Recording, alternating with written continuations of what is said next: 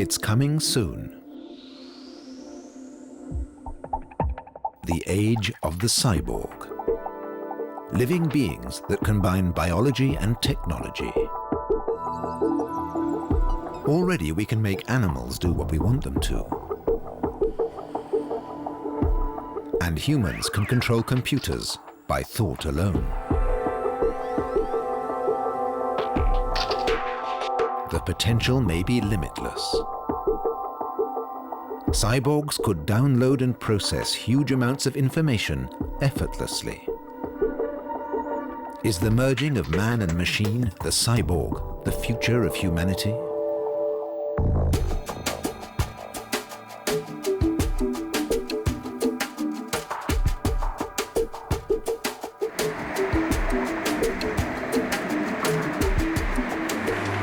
Technology used to be an aid to do things better or to make up for our own shortcomings.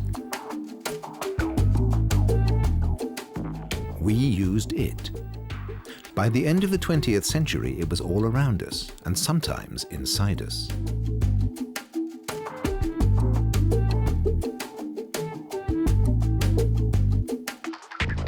Once, technology and human evolution went hand in hand.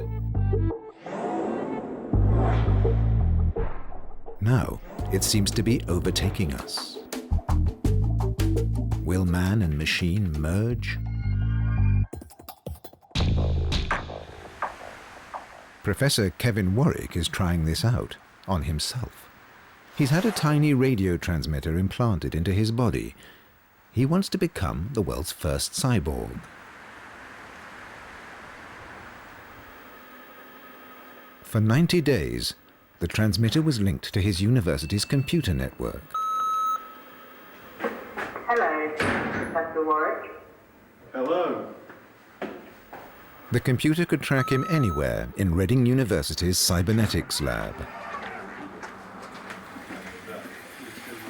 Warwick's day job is to develop robots, soulless creatures that only do as much as their information input allows. But Kevin Warwick has now gone one further. He has a microchip implanted in his arm which is directly connected to his nervous system. 100 electrodes on the chip are plugged into the main nerve on his wrist.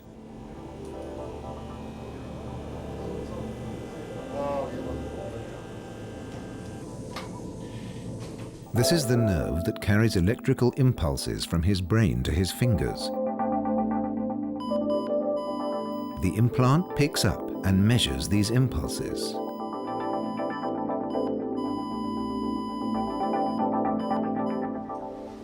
The signals that move his hand can be transmitted to control many other devices.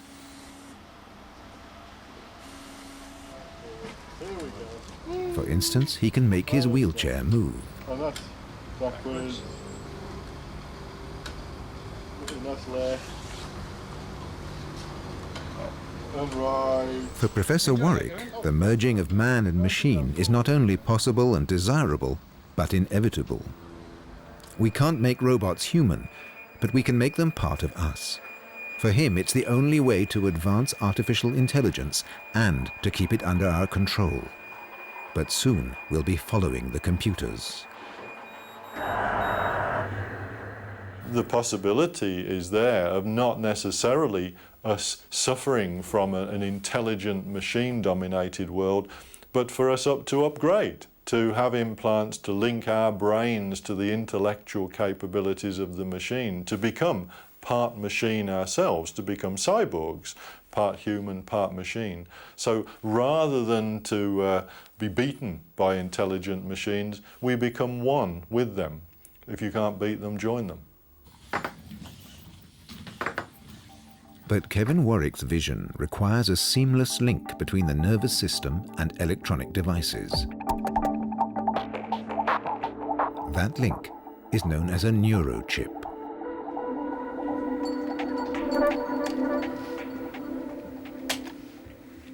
Neuroscientist Peter Fromhertz of the Max Planck Institute is one of the leading researchers in the field.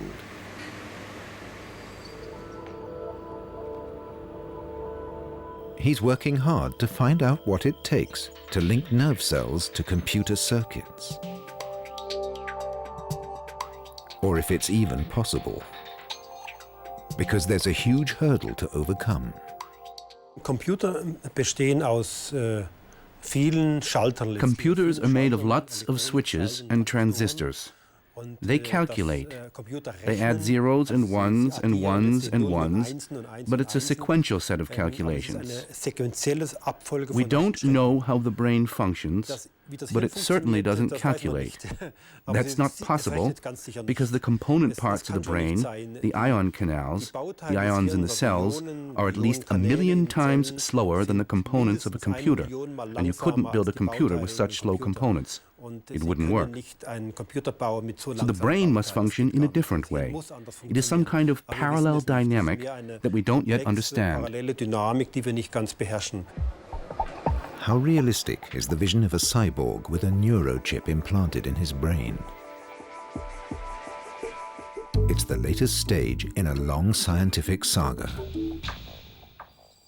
It all started with Luigi Volta in 1787. With the very first batteries, he delivered an electric shock to frogs' legs. It made their muscles contract.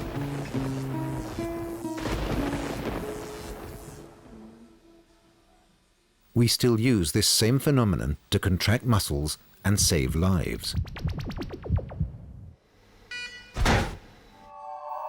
And now we know too that the language of our brains is based on bioelectric impulses. Millions of nerve cells communicate in fractions of a second, and we each have 100 billion active nerve cells in our brains.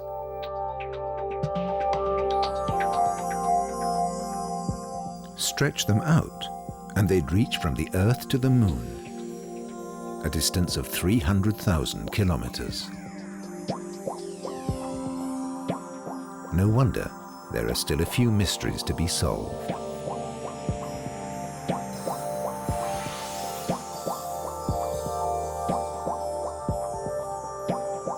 And the brain on its own is powerless. In order to be aware of its surroundings, it needs highly specialized inputs of electrical information. It needs to be linked to our senses to supply that information.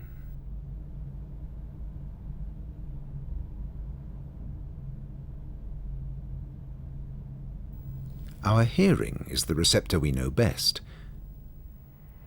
It's our ears, even more than our eyes, that help us locate ourselves in our environment.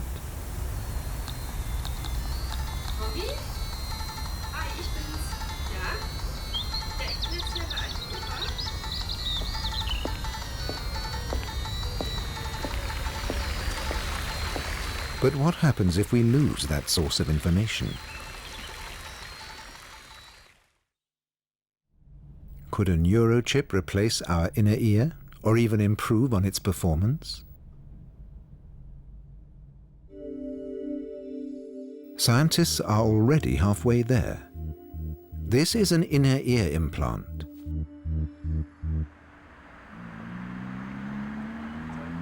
Here at the Hanover Medical School, the experts restore the hearing of 250 people every year.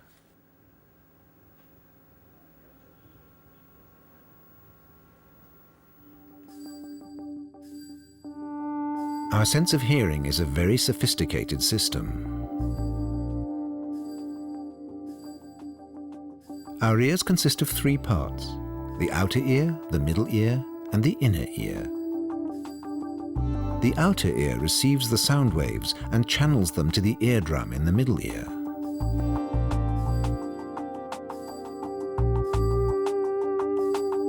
The waves make the eardrum vibrate, and the hairs in the spiral of the inner ear turn those vibrations into electrical currents. Nerves carry the impulses to the brain, where hearing happens.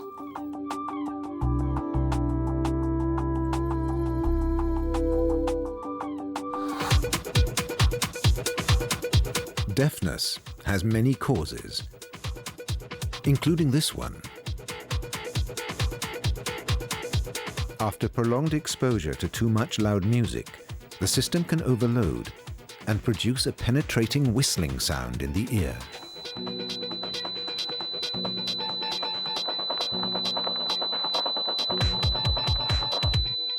Every year, millions of people across the world suffer 100% deafness, not just caused by noise. They may have been born deaf, or their deafness could be the result of illness or the side effects of medicines.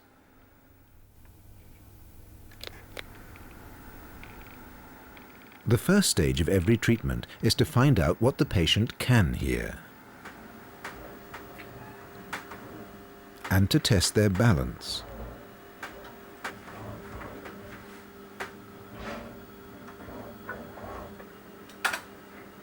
The hairs of the inner ear react to the slightest divergence from the vertical.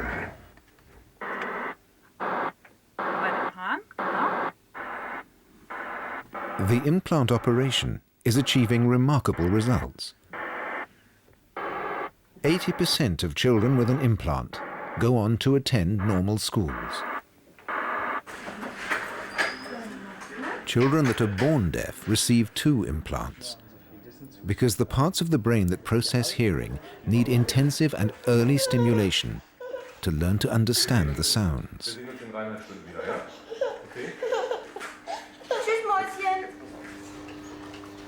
The only sound messages their brains have ever received come from the implants. Adults aren't quite so lucky. If they were born deaf, it may be too late to educate their brains. And if they lost their hearing, the new sounds are very different from what they were used to. The positioning of the implant is critical. It's a delicate and invasive operation. But it's essential if the brain is to learn to hear.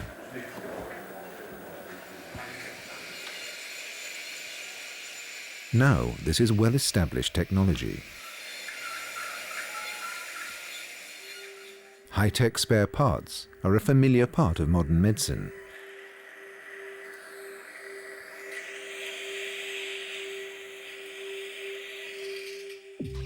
This new hearing system comes in 2 parts: the internal cochlear implant and an external speech processor. A tiny microphone picks up the sounds for the speech processor. This transforms them into signals and sends them to the transmitter. The transmitter sends the signals to the individual receivers on the implant itself. The electrodes on the implant then stimulate nerve fibers in the spiral of the inner ear, and hearing takes place.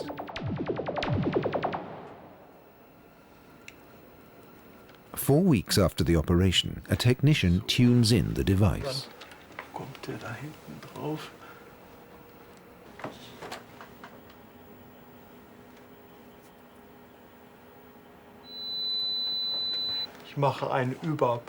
I'm going to test to see if it's all working.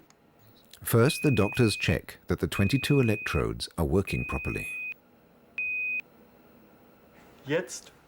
Now you can hear very soft sounds. Or maybe you can't hear them at all, and I'll make them a little louder. If you hear something, let me know. Then the patient must train their brain how to hear with the implant. Quiet? Very quiet. Now it's pleasant. Pleasant. And can you understand anything yet? A little, yet. That's great. They've been developing this system for more than 30 years. The quality has steadily improved.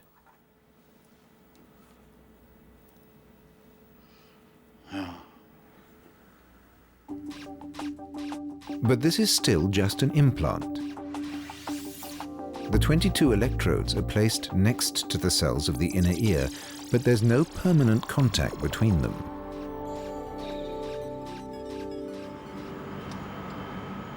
The researchers in Hanover are aiming for the next step, a real neurochip, the merging of man and machine. They lay thin layers of human nerve cells in a nutrient solution. The idea is they'll grow around the electrodes and form permanent connections.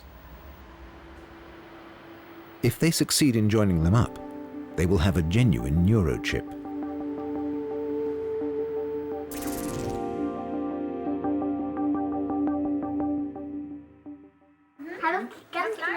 Already, the results are astonishing. Did you hear something? Something loud? And what was it? That's right, it was the drum. Very good.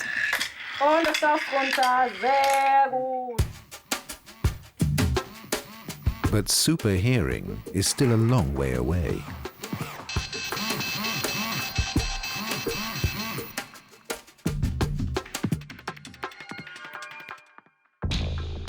And that's even truer of experiments with artificial vision. Our eyes supply us with enormous amounts of detailed information.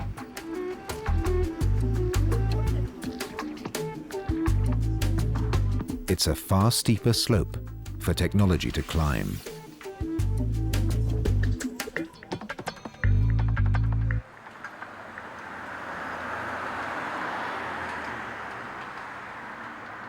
Sherry Brown is blind. When she was 16, her optic nerve was destroyed in a car crash. 2 weeks ago, she had her accident. We've been through so much. She'd almost given up hope of ever seeing again when she heard of a process known as the artificial vision system. She's one of only 16 people in the world who've received this treatment.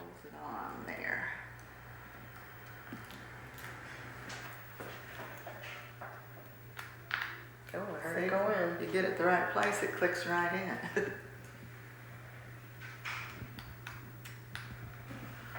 So you got little grooves in here and you got to make sure they go in the right spot. Otherwise you can't fasten it down. It's now several months since Sherry had 2 electrodes implanted on the surface of her brain. The artificial vision system is beginning to help her see again. Dr. Galanis was Sherry's specialist.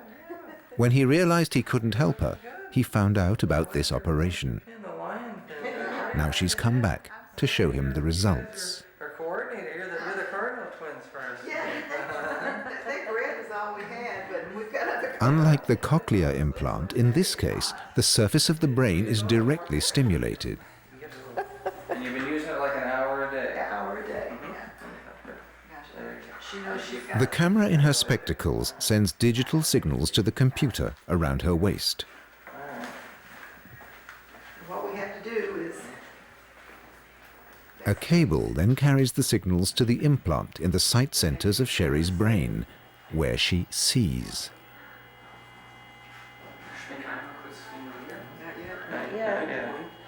there. It just popped on. Whoa! Whoa. Just walk behind. That was good, yeah. Oh, whoa. You have some bright lights, Doctor. Check you out. I got a white coat on. So that's probably what's so cool. That's probably what's Oh my goodness, of course I got a white shirt. Sherry practices every day to help her brain get used to the system. Oh, there you go. Yeah. Okay. Wow. Yeah. So what? Oh, is that you, Chris? Because this is a very different way of seeing. One of the pieces of Dr. Galanis' equipment there. Yeah. Right there? Yeah, I got to roll back a little bit more. There. Best way I can think of to describe it is if someone's taking a picture of you that has a camera flash on it, and you know how sometimes a flash will get you in the eye, and then you just kind of see a resonance of it for a little bit, like a little white dot. That's how I see, but I see 2 white dots, one on top of the other. The electrodes are connected to the sight centers in both lobes of the brain. The electric signals stimulate the brain to see points of light that settle into shapes.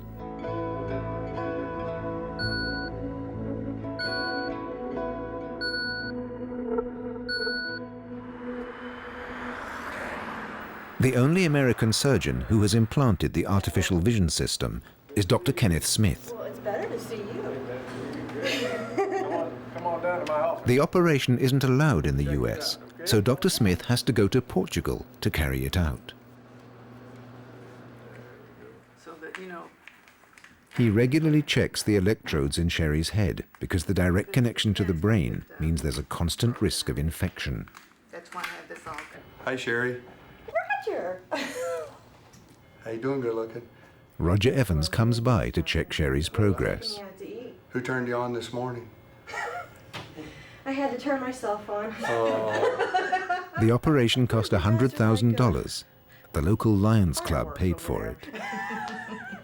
Because sometimes my dots are not just white, but they'll be a little red inside. Cool. Okay, can you Whoa. focus? That was Dr. Smith. You can focus on the table. Follow-up checks are a vital part of the treatment and of the research.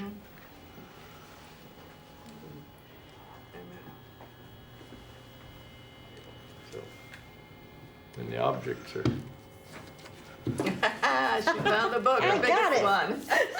I got it. But what did you think that was? Sherry can I wasn't already sure. I see thought maybe it was gonna outlines be, against a contrasting background. A telephone, maybe. The way the dots maybe. acted. Okay. Because sometimes a telephone will Well, really look around. reflect. There is something there that looks a little like a telephone. The grain. Now I'm seeing some flashes right It's here. the difference in the grain, yeah. Oh. This is how it might look one day when the system works perfectly. But there's two small objects still on the table. There's always a few seconds delay before an image forms itself in the brain. I'm seeing something. Stapler! Once again, a computer can't seem to equal the speed of the brain.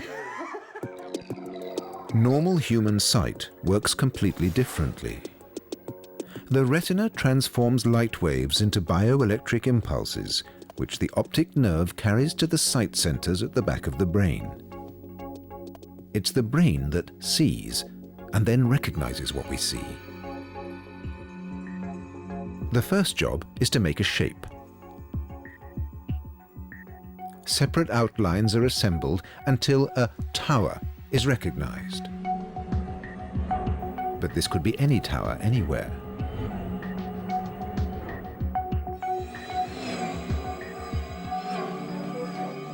Next, the brain processes information about color.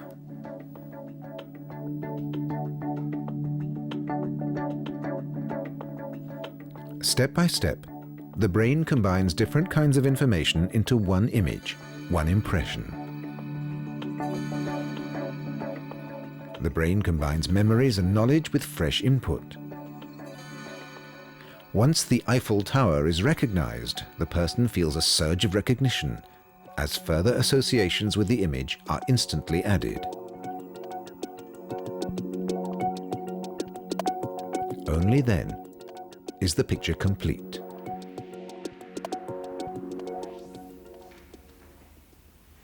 By these standards, Sherry's restored vision is crude. But every success counts. Some flashes here. Her brain takes a few seconds to form shapes from the camera's data. In this case, a chair.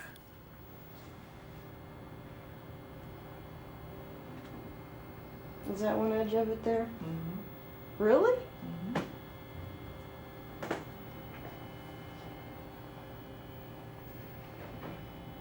And there's the edge of it again, right? Mm-hmm. Can you walk to it? Let me see.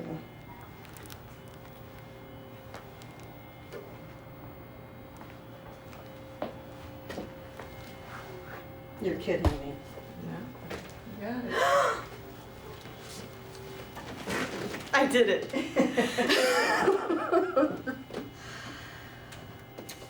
After the surgery, I had too much brain leakage, and they had to do another surgery to patch that up.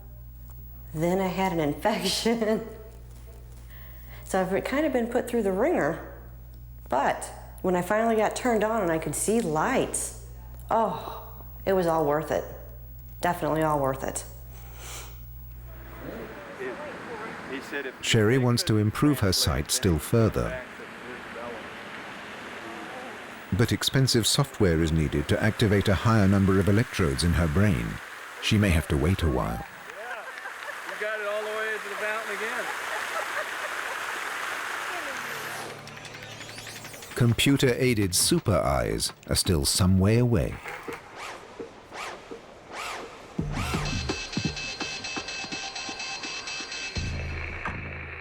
Back in the 1960s, the Pentagon experimented with electrical stimulation of the brain to force animals to do things or to stop them.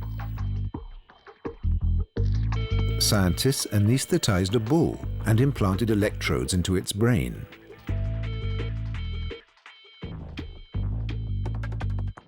They sent radio signals to the bull's brain to control it. Using a remote control device, they could stop the bull from attacking. In fact, all they were doing was immobilizing it. But the CIA believed they could operate animals by remote control, and even do the same with people. Today, American scientists implant electrodes into rats and give them instructions by computer. They hope to use the animals in future to clear mines or find people trapped in collapsed buildings. Of course, a robo-rat would always do exactly what its operator told it to, even if that ran counter to its own instincts. And that's why neuroethics commissions all over the world are worried this technology could be misused. Scientists in Florida have experimented with rat brain cells cultivated on microchips. They were connected to the flight simulator of an F-22 jet fighter. Apparently, they could be used to keep the plane straight and level and even guide it through a storm. The scientists don't claim any practical application for their experiment. But some fear that real soldiers could one day be manipulated in the same way.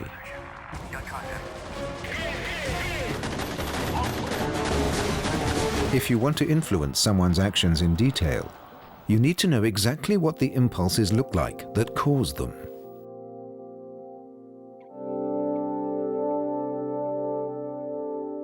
Here, the sensors are picking up and displaying some of the millions of signals generated in a volunteer's brain when he thinks about a movement.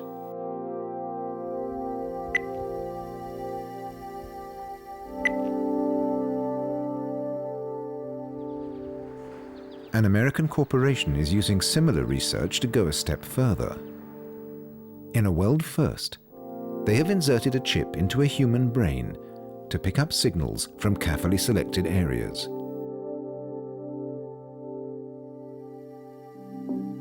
The BrainGate system will allow disabled people to control a computer with the power of thought alone.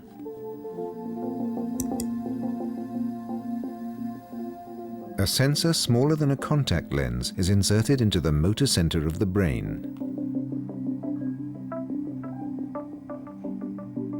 The sensor picks up electrical signals and sends them to a computer that processes the data.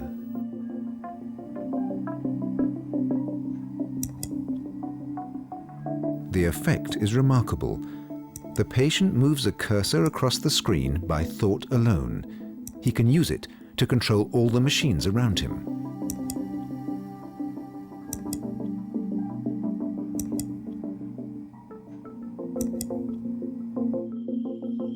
Matthew Nagel is the first quadriplegic patient to receive the implant. Going to open the first email, which says congrats. It says you are doing a great job. Next, I'm going to open the second email there. It says, hi, we'll talk soon. Now I'm going to the exit. Next, I'm going to paint a circle.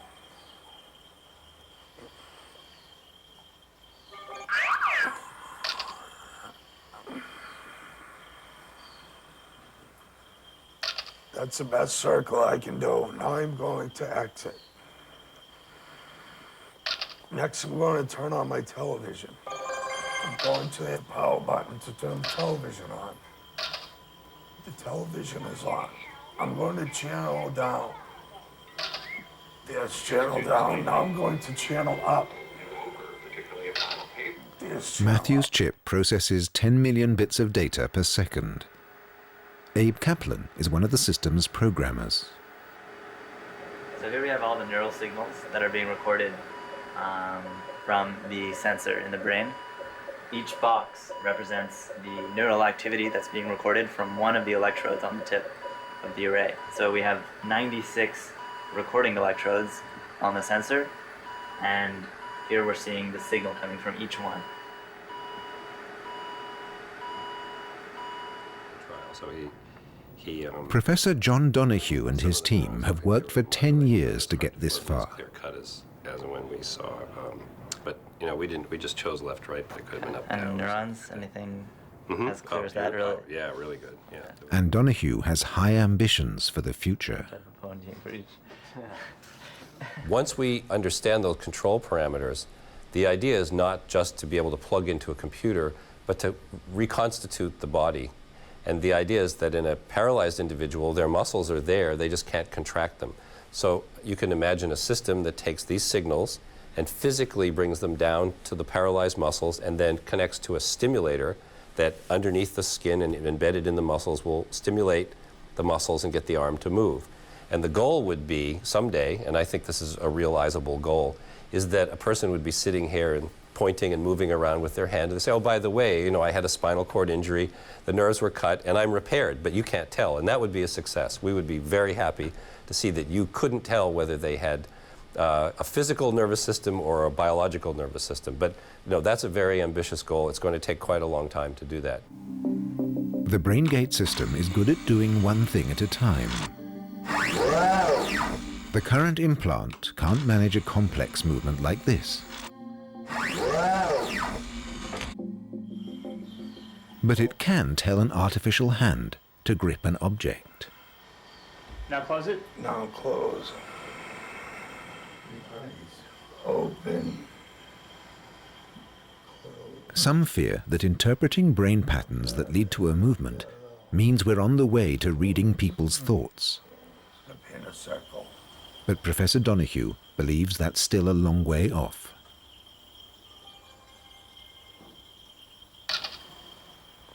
In terms of the ethical implications of BrainGate, we're sensing your intention to move, and we're sensing a little snippet, a tiny piece of the brain's own very elaborate process to produce what, you know, the action you want to produce. There are those that may have some concerns about reading out the brain, but really our thoughts are the result of the interaction of a huge amount of the brain. And we have only the crudest way to read out, you know, all these interactions. So I think these strong concerns that very few people have expressed about, you know, reading out too much about your thoughts is really not a big concern. But I think it's important to keep it in the public dialogue so that people are aware and educated about what this technology does, what it promises, and what it can't do. It can't read your mind about what you're going to do tomorrow or your deepest thoughts. So are we still a long way from becoming superhuman? One person can influence another directly with neuroimplants, especially if you keep it in the family. Back in Reading, Professor Kevin Warwick's wife has had 2 electrodes implanted in her wrists. Using his and hers electrodes, when he moves his arm, she feels a tingling in the same muscles. And now, Kevin Warwick is advancing boldly to his ultimate project. Cyborg 4.0 is the most exciting part of the research. I have to say it's looking 9-10 years out, and it will involve my next implantation.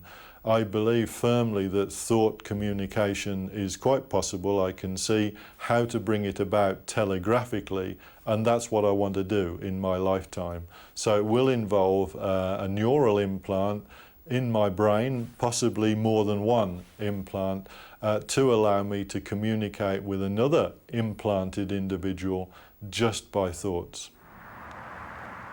Will telepathy make communication easier? Maybe we'll all have separate wavelengths and dial a person's number just by thinking of them.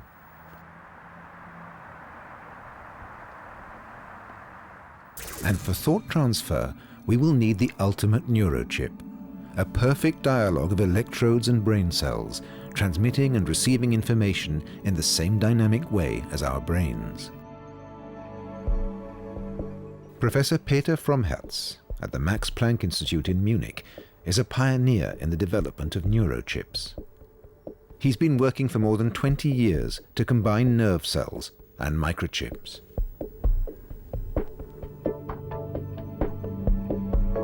But is it really possible to connect organic matter to a piece of silicon? Computers depend on the movement of electrons in solid channels of silicon. The brain also depends on the movement of electrical particles, but these are ions, potassium chloride ions in water. The electrons can't move across into the water, and the ions can't cross into the silicon. So at first sight, it looks as though no current is possible, and therefore no connections between the two. So you don't try to run a current from the chip to the cell or from the cell to the chip, but you bring the cell so close to the chip that the cell senses the electrical field, the tension in the chip, and the chip senses the electrical tension in the cell. The latest generation of neurochips is finally making that possible.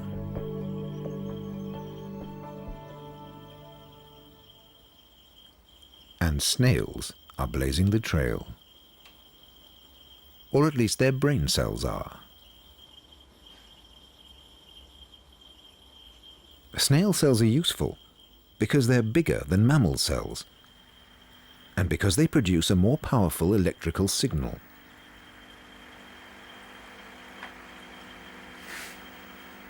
Snail cells are useful too because just a few of them can control important bodily functions. 3 nerve cells control a snail's respiration.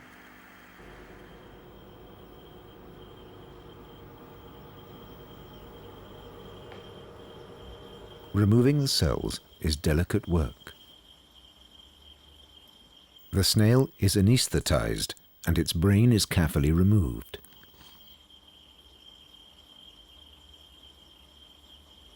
Then individual brain cells are extracted. The cells are placed on a 128 transistor chip. After a few weeks in a nutrient, they have built up countless connections.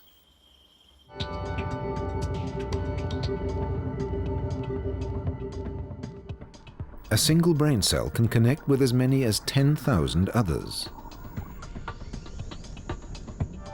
The chip can now listen in to the communications between cells.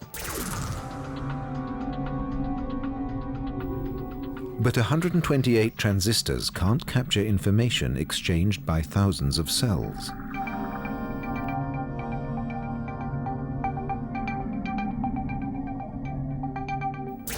Fromherz started work with a chip that had just 8 transistors.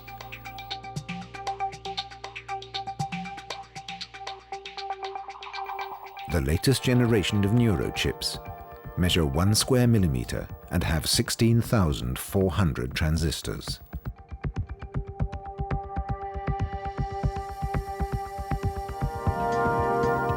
Each one of these tiny transistors can pick up 2,000 signals every second.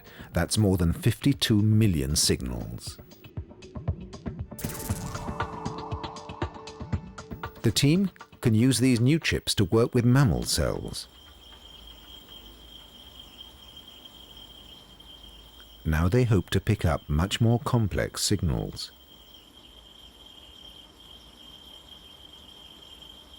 When the nerve cells on the chip are electrically stimulated, the communication between them can be observed and measured. If enough cells can be observed simultaneously, we may at last begin to understand how different parts of the brain function.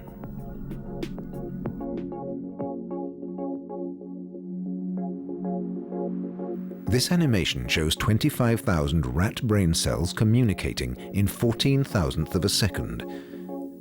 It's as if we were watching a rat think.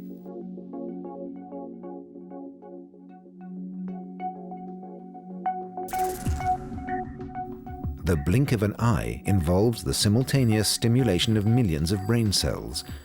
In fractions of a second, signals are exchanged with many different parts of the brain. It's a reminder how difficult it is to understand the network of the brain, especially the human brain.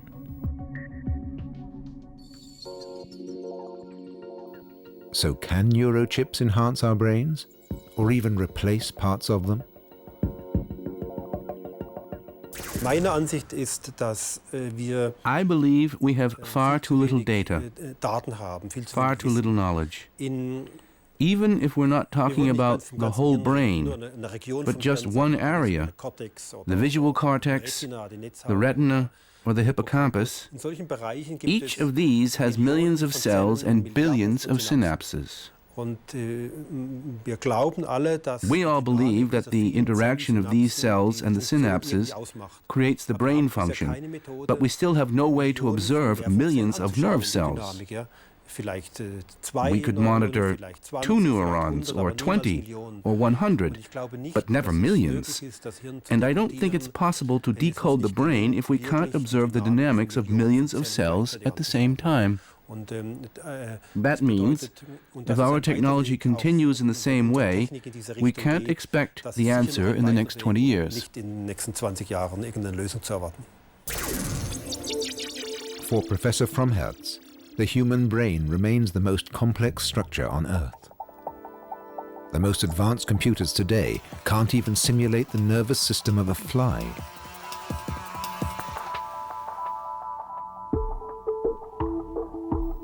We already have plenty of ways of influencing living creatures with electronic signals. But communicating with the inner universe of the brain remains one of the great challenges of the future.